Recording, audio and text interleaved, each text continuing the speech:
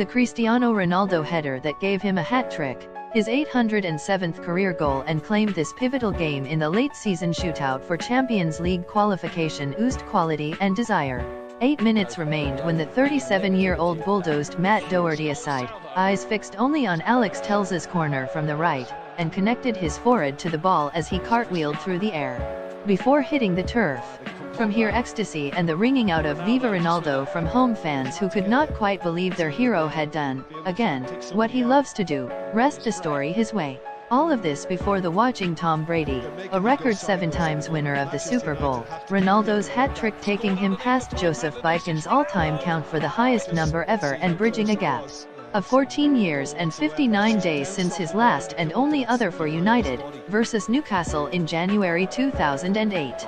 It was the 59th of a supreme career, 44 for Real Madrid, 10 for Portugal and 3 for Juventus, the others.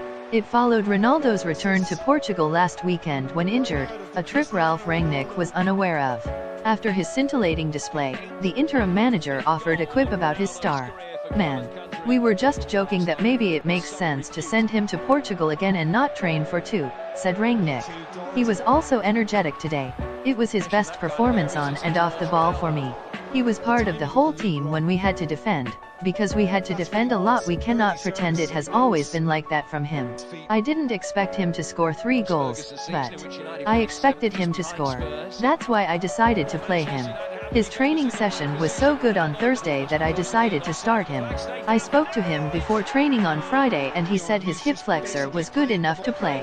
Spurs had done a job on Manchester City last month via rapier breaks, yet here they would mix it up via passages of keep ball, as when Sergio Reguilon, Rodrigo Bentancur, Harry Kane and Son Heung-min exchanged passes between them. Ronaldo's opener, though, lit the stadium. Rafael Varane tapped to Fred, who backheeled a flick to the number 7, with Eric Dier backing off. The centre-forward struck a peach of a 25-yard finish past Hugo Lloris.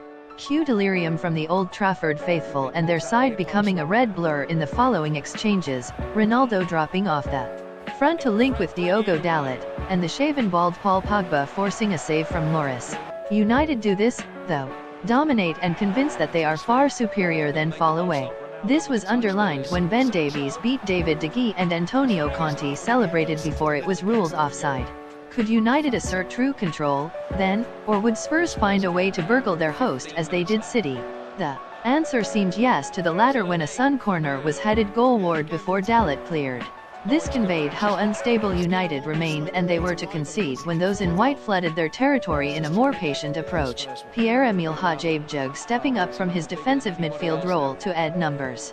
Nemanja Matic felled Kane, and when Dier's free-kick hit the wall, Dejan Kulusevski collected, beat Jadon Sancho and crossed. The ball hit Telles and Jonathan Moss pointed to the spot.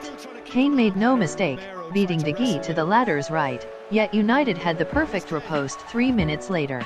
Matic dropped a ball over the top, Sancho rolled a cross in from the left, and a delighted Ronaldo restored the lead. United are the kings of the second half collapse, so here was another test. When Davies flung himself at a header, Son hoped to race in behind, and Bentancur slide tackled Pogba. It signaled that Spurs were aware of the softness. There was a flow to the contest that made it entertaining fair. At any moment either team might score, as when Kulusevski squared to Son and he missed from yards out.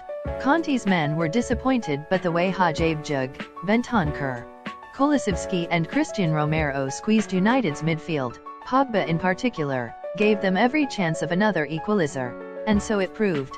Kane held off Varane and the ball went left to Reguilon, who crossed, and a hapless Harry Maguire stabbed in for an own goal that sent the travelling support into party mode. But the captain was to be saved by Ronaldo, and when the Portuguese was replaced soon after his game-winning bullet header, the reception was rapturous. While Rangnick is hopeful that the ill Bruno Fernandes can return for Tuesday's visit of Atletico Madrid, Conte was left rueful. Without Cristiano Ronaldo, for United it wouldn't have been a good night, he said.